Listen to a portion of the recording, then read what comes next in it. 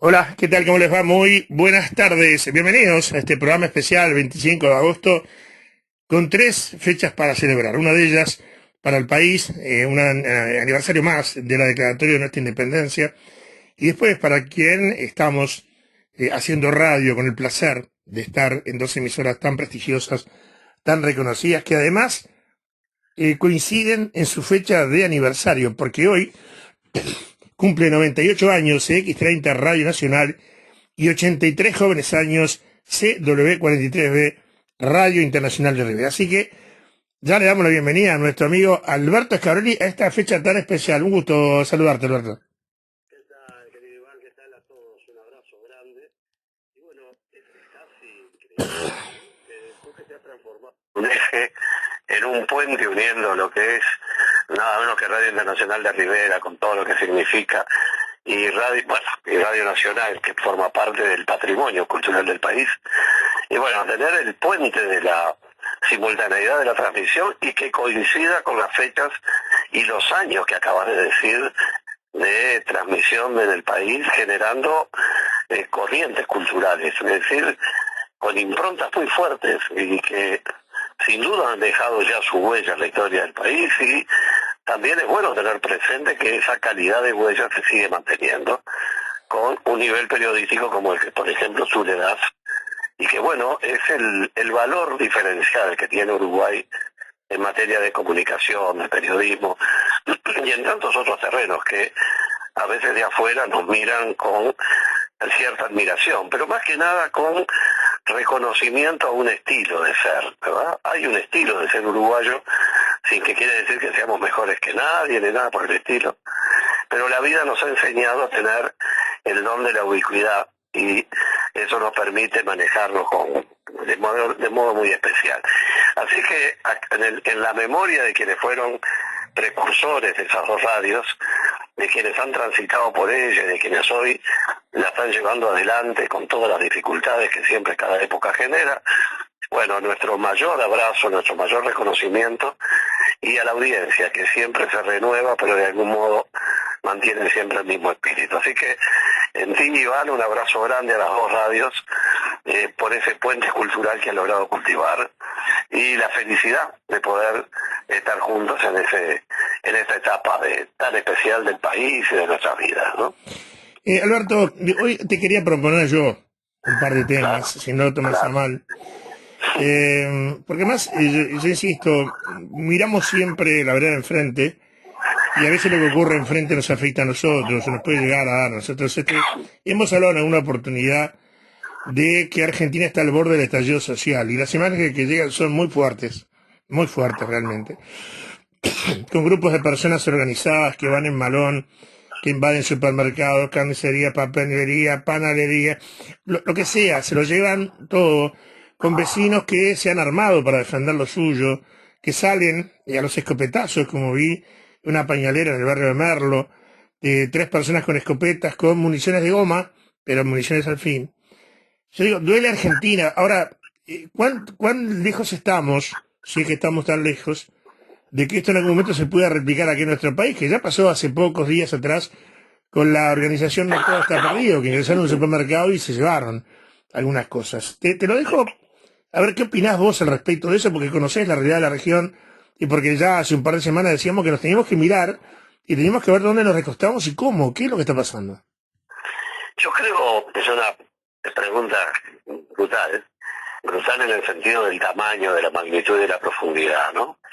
Pero mientras tú hacías ese razonamiento tan claro, yo me retrotraía no hace tanto tiempo atrás, cuando comencé a hacer un contradiscurso muy fuerte presidiendo el CLAT sobre la gobernabilidad democrática. Y hago un breve raconto nada más. El centro, que es el Centro Latino Iberoamericano de Administración para el Desarrollo, donde están los ministerios de gobierno, que tuve el honor de presidir durante los años pasados, bueno, mientras estaba en ejercicio en el gobierno pasado, bueno, nuclea un núcleo, un grupo muy importante de países, de América Latina todos, hasta México y luego España, Portugal y hasta Angola, bueno, en fin, Andorra. Y claro, en la evolución teórica de las cosas, venía la gobernabilidad y después ya venía la innovación. Estábamos ya cómo íbamos a aplicar el mundo maravilloso que nos iba a transportar a las galaxias.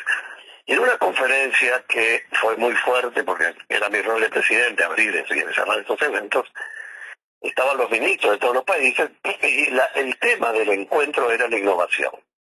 Y en la mitad del camino del discurso yo paré y dije, bueno, hasta aquí lo de la innovación, pero era el momento donde en Montevideo habíamos tenido que hacer, me refiero al país, abrir calles para separar los grupos que habían tomado casas. ¿Te acordás cuando el Estado perdió control de zonas del territorio de Montevideo? Buah. Entonces, estaba todo el mundo convencido que la gobernabilidad ya estaba comprada. Y bueno, hice una interrupción en el discurso, me refiero en el ritmo del tema, y en el tema, dije, bueno, pero yo les quiero decir algo de corazón, supongamos que dije, no me acuerdo, pero ustedes saben lo que es Montevideo. Aquí está el ministro de México, aquí está el ministro de Colombia, aquí está el ministro de España, en fin, millones de Brasil, millones y millones de personas de Argentina.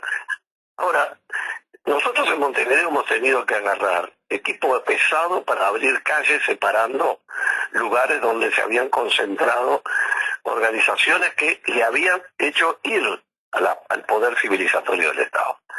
Si eso pasa en mi Montevideo que ustedes conocen, yo no puedo creer que estemos pensando en la innovación tecnológica como si la gobernabilidad democrática la tuviéramos asegurada. ¿Qué quiere decir ese concepto? Fue un impacto muy fuerte, la prensa, bueno, tantas cosas, pero ¿qué quise decir con esto? Que nosotros no podemos tener garantías nunca de que la civilización cultural de una sociedad está canalizada por los canales naturales para resolver los conflictos y que no haya estallidos, violencias y situaciones terribles que de pronto se dan. Quiso la vida que, para mal, tuviera razón pocos meses después, un año después. Comenzó el estallido con el tema de París, yo estaba haciendo la OCDE a pocos días después del primer estallido grande. Vino lo de Chile, vino lo de Colombia, y ahí estuve participando. ¿Y qué pasó en esos lugares? Las cosas llegaron a un nivel de desborde que se empezaron a generar manifestaciones de gente que pacíficamente salía a protestar porque estaba en situación que entendía que tenía una opresión que no era comprendida. Bueno, los franceses, porque era por la nafta, los precios de los combustibles y otros por otras cosas, pero se empezaron a producir esos estallidos. Y recuerdo el ejemplo de Colombia, porque me parece que es paradigmático. En Colombia se convocaba por las redes sociales en una esquina concreta un encuentro para protestar. Y se juntaban 200, 300.000 personas. El gobierno llegó a reunirse con supuestos delegados de esa gente y después de largas negociaciones llegaron a un acuerdo. Y cuando llegaron al acuerdo y lo hicieron público, al otro día vinieron las redes y convocaron y hubieron otras 300.000 personas. ¿Por qué? Porque no todo el mundo protestaba por las mismas cosas. Pero la otra cosa más terrible es la pérdida de la representatividad de quienes están protestando, porque no hay interlocutores válidos cuando la protesta se transforma en una situación amorfa, donde no hay anómicas, sin normas, sin gente que represente, gente con la cual interactuar para buscar salidas, pero se dio otro elemento que es el más terrible, que para mí es el que más tiene que preocuparnos. En Bogotá, por ejemplo, y en algunas otras ciudades, Medellín también, ¿qué es lo que se daba? Que había una etapa de horarios de manifestación y conflicto que podían llegar, no recuerdo bien, a las 8, a las 9 de la noche, donde la magnitud del escándalo de la protesta tenía determinado nivel. Pero a partir de esa hora comenzaban a darse los desbandes y los desmadres más grandes que puedan imaginar, al punto que repite lo que tú estás diciendo. En edificios de apartamentos la gente se vestía todos de una camisa blanca y estaban en combate de béisbol y con lo que tenían porque avanzaban sobre los apartamentos. ¿Y qué era lo que pasaba a esa hora? Empezaba a intervenir lo que era la gente que se dedica al delito, la gente que aprovecha esas situaciones para pasar a grados más altos de violencia, y la masa humana cuando se descontrola. Yendo al tema argentino, quizás Argentina ha tenido en la aparición de Milei la expresión más clara de una sociedad desconcertada, ¿verdad? Sí. El lenguaje, el estilo, más allá de cómo es la persona. Pero si ese lenguaje llegó a calar como para que pueda llegar a ser presidente de la República, quiere decir que en Argentina hay un hambre enorme de encontrar senderos que no encuentra y voces que no tiene por delante. Y también la violencia, lo dijimos contigo hace pocos programas atrás, que había que estar muy atentos porque Argentina ha dado, sobre todo Buenos Aires, y no solo Buenos Aires, ha tenido ejemplos de reacciones complejísimas desde el punto de vista de las protestas sociales. Uruguay. Nosotros felizmente hemos perdido memoria histórica de lo que es una conflictividad, ¿no? ¿Es verdad? Cierto, sí. Sí, igual yo te comentaba de que hace pocos días hubo un hecho infeliz realmente de parte de un grupo que, por eso uno dice, ¿esto se va a replicar? La anomia, la ausencia del Estado, ¿tiene que ver con esto? No sé. Es decir, hay lugares donde el Estado comienza a replegarse sin darse cuenta.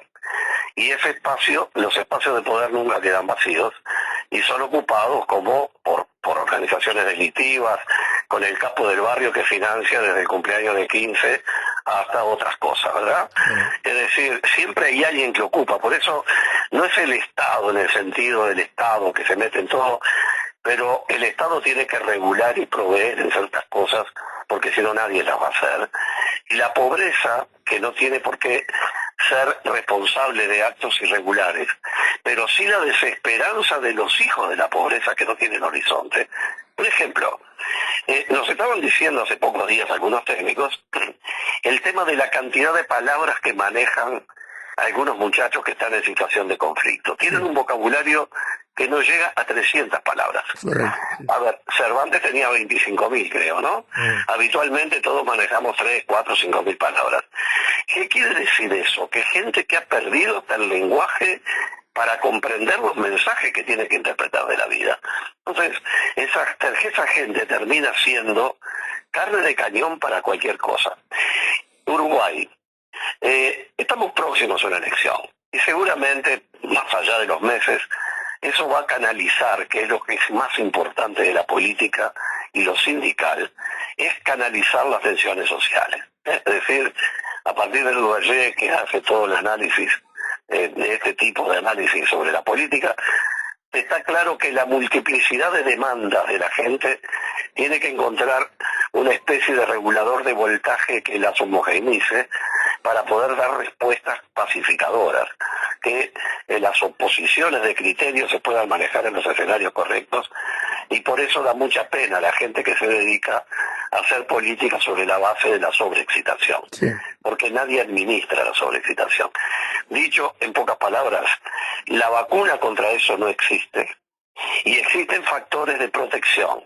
Y los factores de protección es el compromiso de lo político y lo social, de llevar las cosas por los caminos menos exagerados, sin posturas exageradas, y el esclarecimiento de la situación. Yo creo, como estamos diciendo ahora en algunos aspectos políticos, está haciendo falta sinceridad política, y que no es solo la transparencia, es respuestas que la gente sienta que no quedan por el camino o tapados por nuevos hechos que sepultan hechos anteriores a unos resueltos, ¿no? En fin, sin duda para nosotros tiene que ser una obsesión porque somos muy pocos, porque comparativamente hablando, porque cada vez nos nacen menos muchachos y porque tenemos que tener un compromiso con mejorar la condición humana en el país para estar a salvo de los riesgos que en otras comunidades están dando, y que sin duda esta olla presión que de a poco se va dando de atraso entre el crecimiento y la distribución, quien crezca sin distribuir no se está dando cuenta que lo único que está haciendo es estableciendo bases de dinamita alrededor del propio palacio en el que está instalado. Yo creo que es muy importante que esas torres de marfil no se crean que protegen contra situaciones que se tornan críticas, porque la historia está llena de esas cosas. Claro. Y yo creo que lo político tiene un gran rol en este tema, y la comunicación, Iván. Sí. La comunicación, los medios, eso que tú haces, y que hay periodistas que realmente lo toman muy en serio, es muy importante para que la gente tenga referencias pero tenemos que educar, si no estamos muy complicados.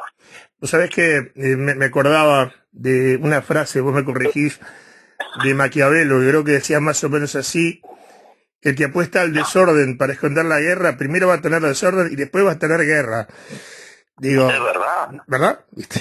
Es que es así, es decir, dichos clásicos, ¿no? Que van sirviendo según la ideología de turno, como aquello de si quieres la paz, prepárate para la guerra, ¿no? Claro, sí. Es decir, a ver, vamos a ser claros. Hoy en Uruguay las fuerzas de seguridad se están equipando, es un hecho, ¿eh? Es decir, por ejemplo, en lo que son los equipos lanzaagua, los equipamientos de la policía antichoque, tiene que haberlo. Ahora, resulta penoso cuando en el horizonte se empiezan a advertir este tipo de cosas. Ahora, si no se tiene en cuenta que la respuesta tiene que ser política y la política se tiene que traer a la gente. Mira, cuando nos dicen que el latino barómetro, ¿no? Nos dice que cerca del 20 y pico largo por ciento de la gente, si es verdad esa encuesta, que es muy seria, es internacional, en Uruguay tanto le da si viene un gobierno militar o no viene un gobierno militar. Sí. Pongamos que sea un 20%, ya es dramático, ¿sí? Sí. Digo, si por otra parte uno sale en la actividad política y se da cuenta que la única forma de tener un interlocutor válido para hablar de temas tranquilos es ir a hablar de corazón abierto y con franqueza, sin todas las respuestas, porque hoy nadie tiene todas las respuestas. Entonces, si no encontramos los canales de comunicación, mira, yo te cuento, tuve hace menos de un mes,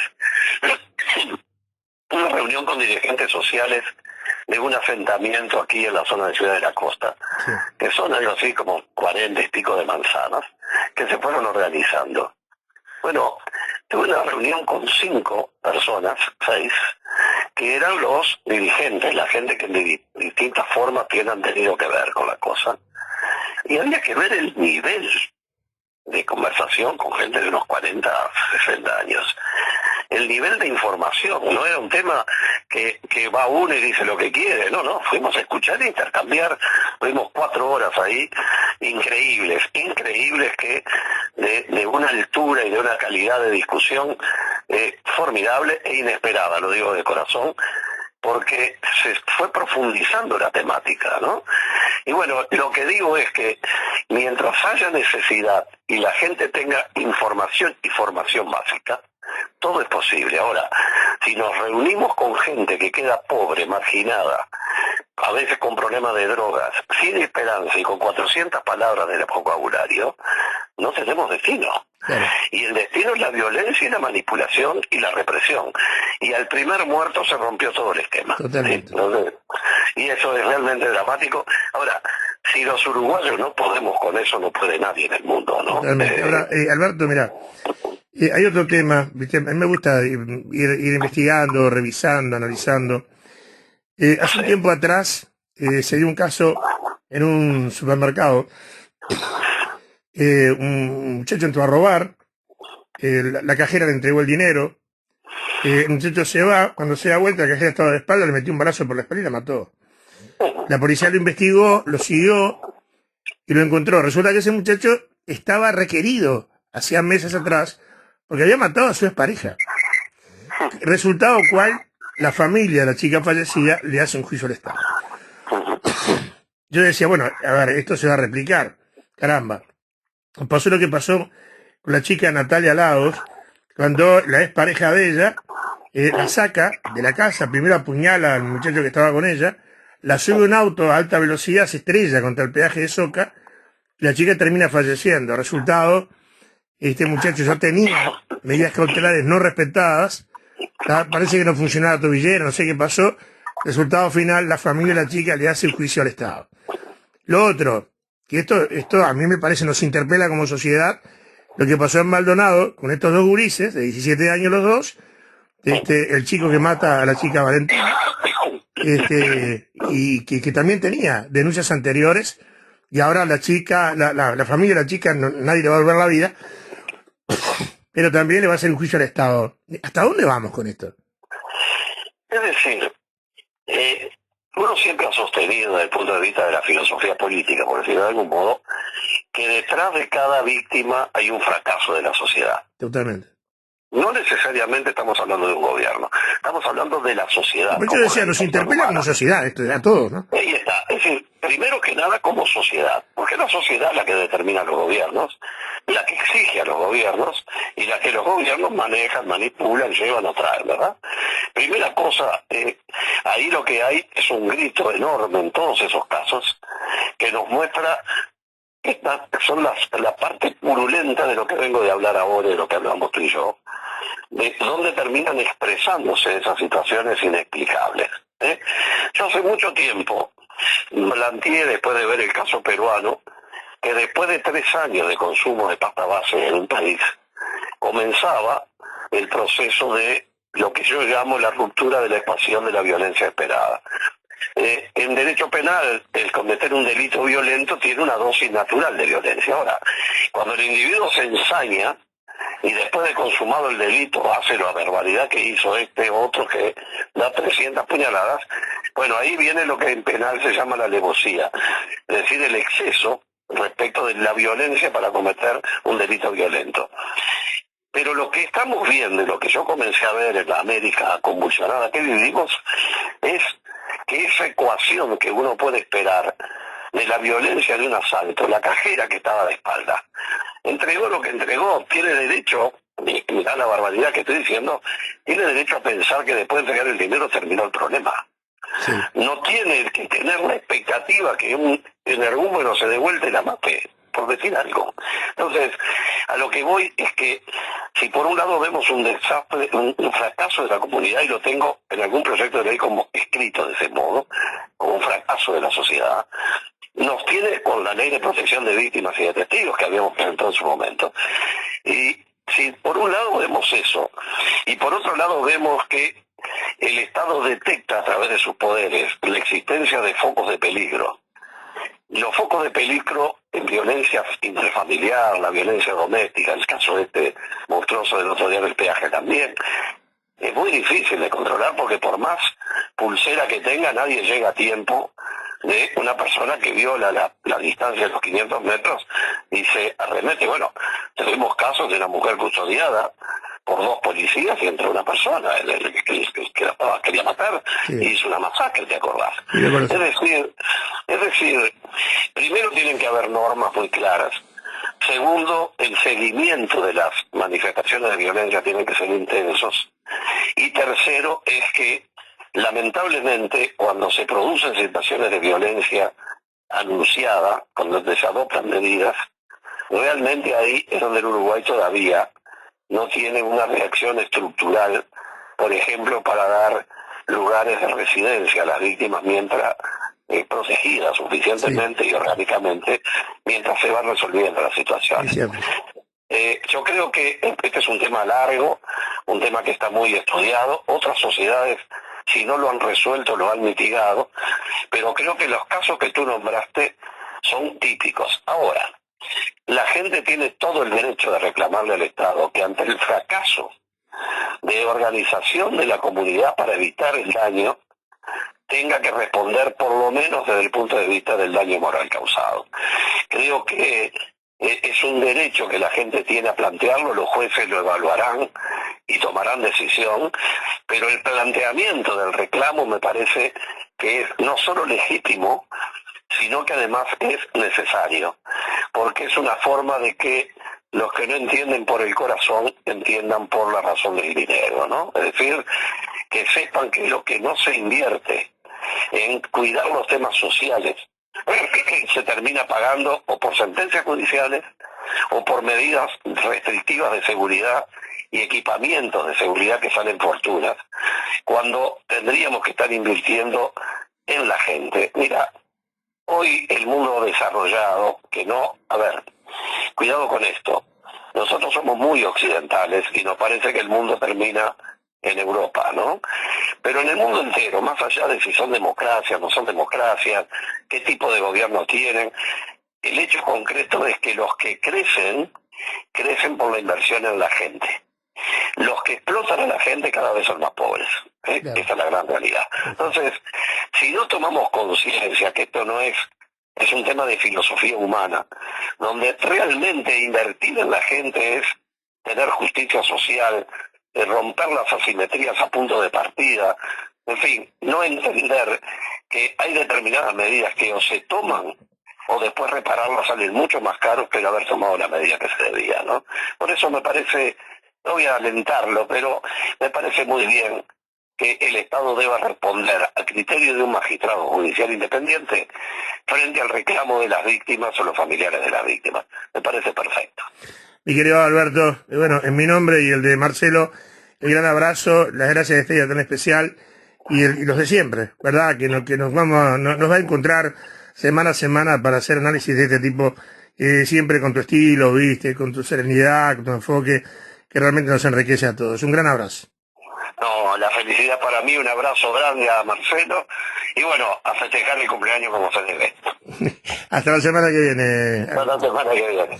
Bueno, bien, estuvimos conversando con el doctor Alberto Schiavarelli, un verdadero placer, un lujo que nos damos de tenerlo aquí en nuestro programa, haciendo un análisis de temas muy duros, en una fecha especial. Le decía, cumpleaños de Radio Internacional, 83 años, cumpleaños de X30 Radio Nacional, 98 años, historia tras historia, referencia tras referencia, en una radio y en la otra. Y nosotros aquí, junto con Marcelo, haciendo para ustedes Realidad Nacional con el gusto, con la satisfacción de siempre. Nosotros tenemos que ir a la pausa. A la vuelta, Marcelo se integra a nuestro programa y después creo que vamos a estar conversando con la doctora Alejandra Rodríguez del grupo de profesionales independientes que trabajan en defensa de la caja para ver el resultado de la última reunión que tuvieron donde se realizó una asamblea fundacional, que no es poca cosa. Estamos hablando de que el grupo se va consolidando. Pausa y venimos.